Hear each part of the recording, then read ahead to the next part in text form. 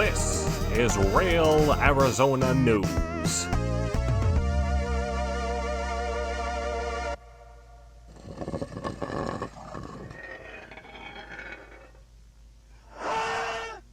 Hello and welcome to the Real Amazonian News. I'm Arizona.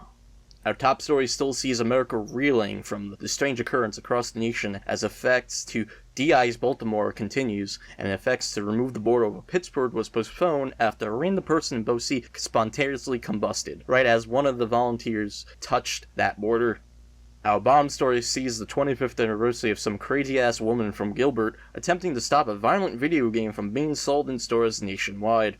Reflecting on this tragedy is our man on the spot, Thick Water here. Hi. Who are you?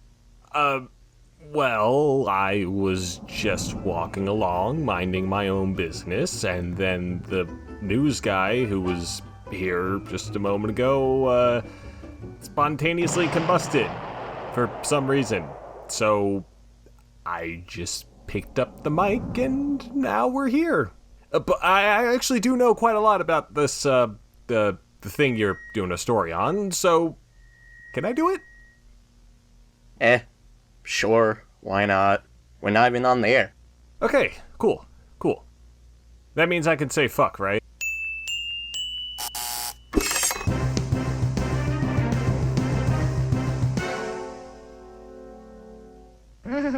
Mortal Kombat was a mistake.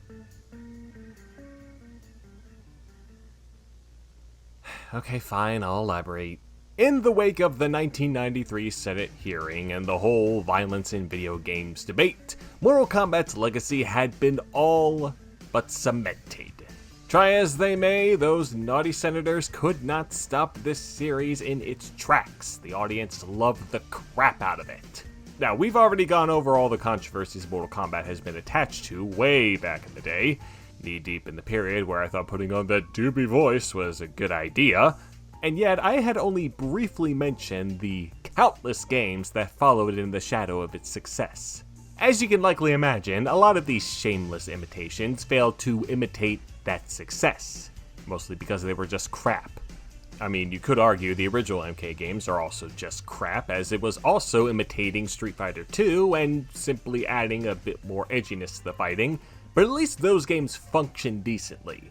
As for shit like Time Killers, Bloodstorm, Survival Arts, and the non-arcade stuff like Way of the Warrior and Kasumi Ninja, those games only functioned as paperweights. The two games lumped into this category that had come anywhere close to reaching the heights of Midway Games' Money Train were Killer Instinct, because that was made by Rare and they actually knew what the hell they were doing, and the topic for today's broadcast, Primal Rage. This was developed by Atari Games, formerly the arcade division of Atari before they were spun off into their own entity following the great 1983 industry crash, and had been responsible for several classic titles like Marble Madness, Paperboy, Gauntlet, Road Blasters, that arcade version of Tetris, Clax, and everyone's favorite, Shoes.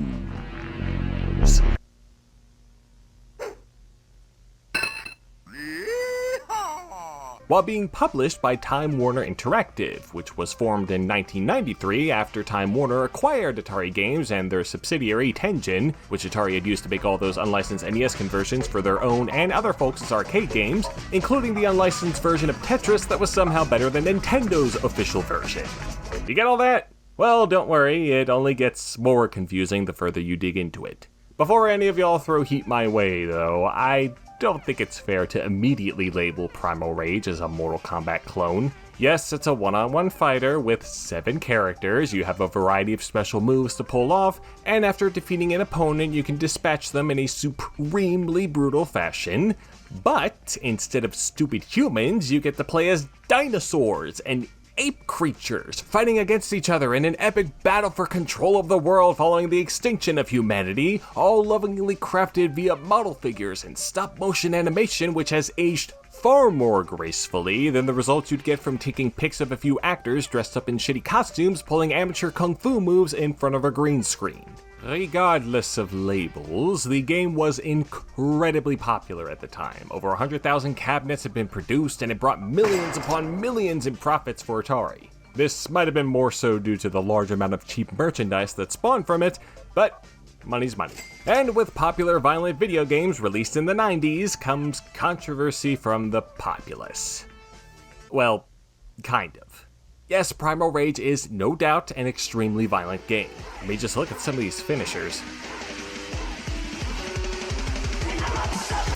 We've created the following Montage. to cause the least offense by replacing certain distressing scenes.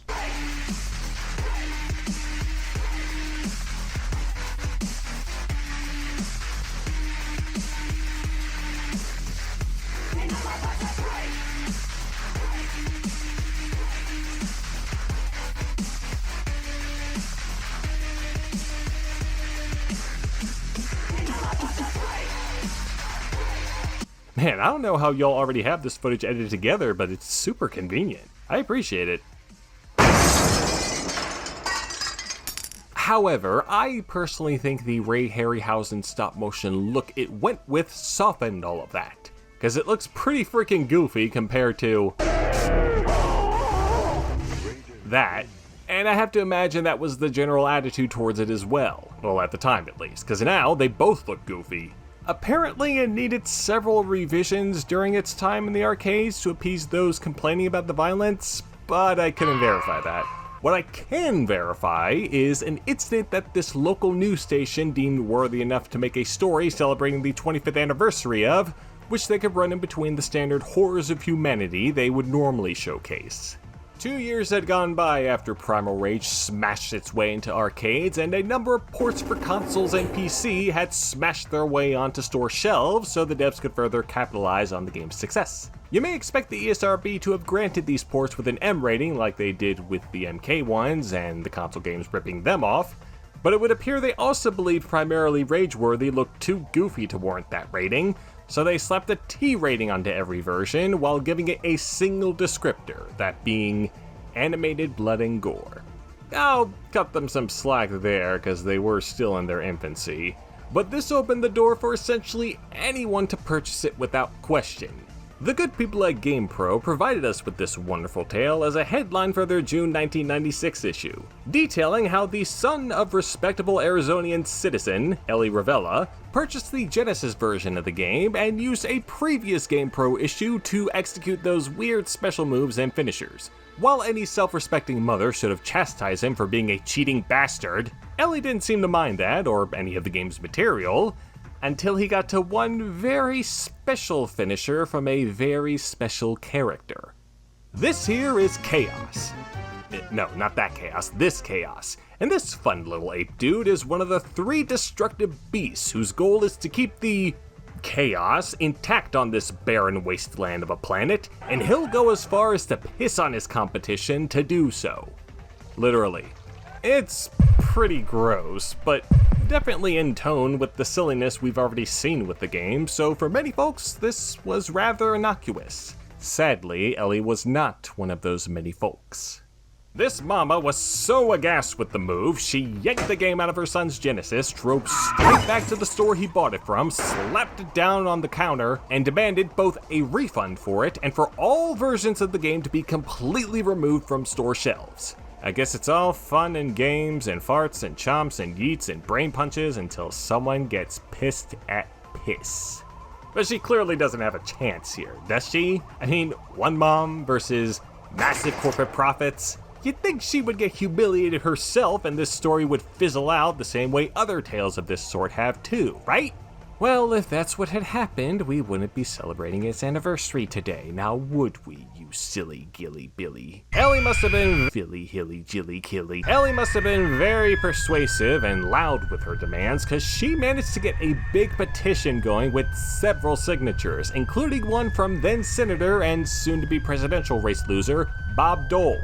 And through that, she successfully got the game removed from several department stores nationwide, most notably Best Buy, which had pulled it from 251 of their stores, which according to data verified by that company's own history, was all of them. Not even the SNES version, which was the only port that had the move censored in any way, thanks NOA, had been spared from this sudden takedown. That is impressive. Scummy, short-sighted, and supremely stupid, but no less impressive. Considering this had now been raised to a national and political scale, it seemed like the backlash would be massive. God, I was looking forward to scanning through all the lawsuits and incessant bitching that resulted from this. It was going to be so much fun. And yet, in another twist, that's not quite what happened. From the Letter of the Month section in the July 1996 issue of Electronic Gaming Monthly, the PR director for Time Warner Interactive, TheCrazyEven, stated that they weren't that worried about Ellie's shenanigans, as one game being removed wasn't that detrimental to them, especially since the game's sales had already peaked well before the controversy.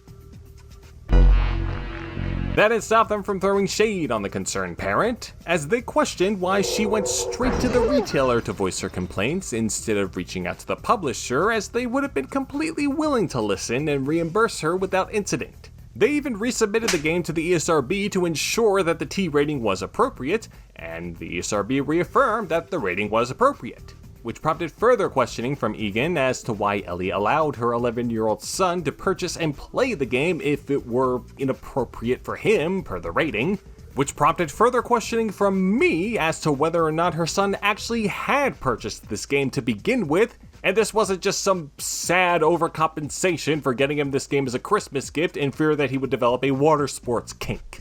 I tried to reach out to Egon to see if they could elaborate on this incident, but I was unable to locate them, so I did the next best thing and asked one of the game's producers and programmers, Dennis Harper. From what he told me, it seemed everyone involved with the game was quite dismissive of any controversy whatsoever, because as the old saying goes, all publicity is good publicity. And he too noted that one angry parent wasn't going to make a dent into the multi-million-dollar profits. It's also worth pointing out that it didn't seem like any major news entities cared much about the story either. I could only find this being covered in games magazines and some state college newspaper. If there were any, they probably didn't end up being archived like a lot of print stories, and that's probably for the best. Lastly, adding insult to insult, Best Buy went and refilled their shelves with the game after reevaluating the situation, although they still wouldn't stock the Genesis version unless that one was re-rated to M. Which makes no sense, since most of the other versions had identical content to that one, and in better detail at that. I said most. I said most! So yeah, Ellie's little stunt didn't last particularly long, or make much of an impact on anything. But in Atari Games' case, there was a likelier possibility that they weren't too concerned with her bullshit because they were simultaneously working on the game's sequel, Primal Rage Quit 2, and fretting over a looming buyout. I guess Primal Rage was so successful, the parent company for their publisher, Time Warner, lost all interest in the games industry and put Atari Games up for sale. Then again, they had recently shout out Dick Vitale's awesome baby college hoops, so...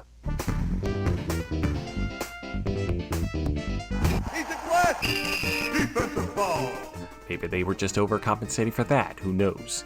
The entity that ended up going for this tantalizing acquisition was WMS Industries, who housed the developers for their biggest inspiration, oh sorry, read the cue card wrong, rivals, Midway Games.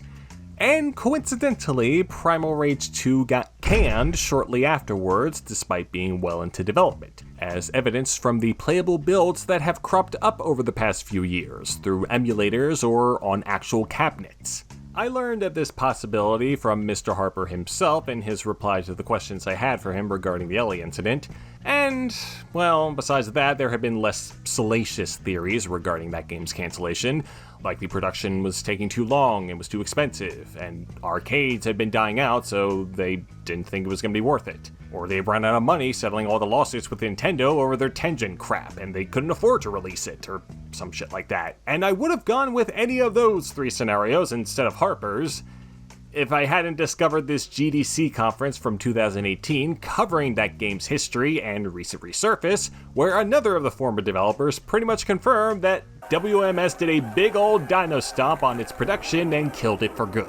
I'll link it below if you want to check it out, because it's a pretty informative watch. I can't believe no one else has talked about this yet. Actually, Matt McMuscles. Huh? What? Anyone hear something?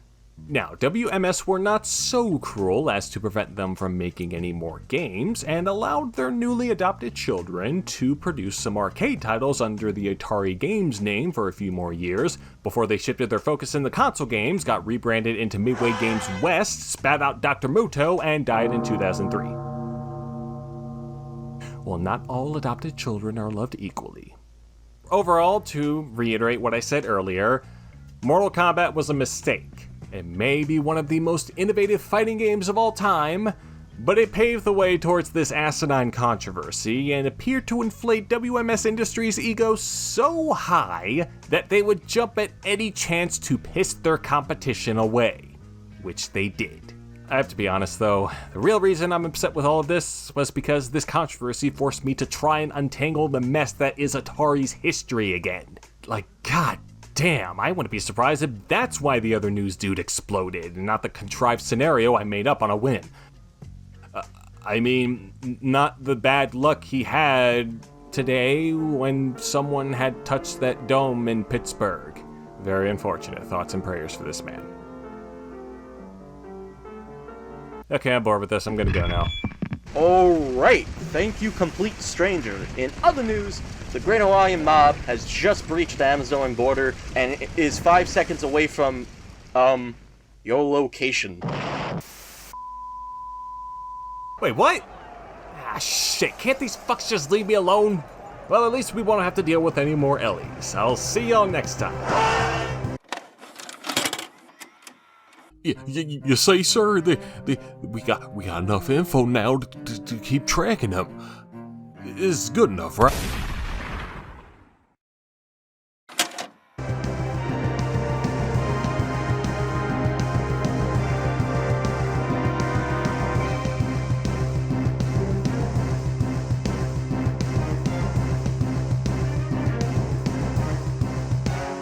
Primal Rage, one Female parent. of the game.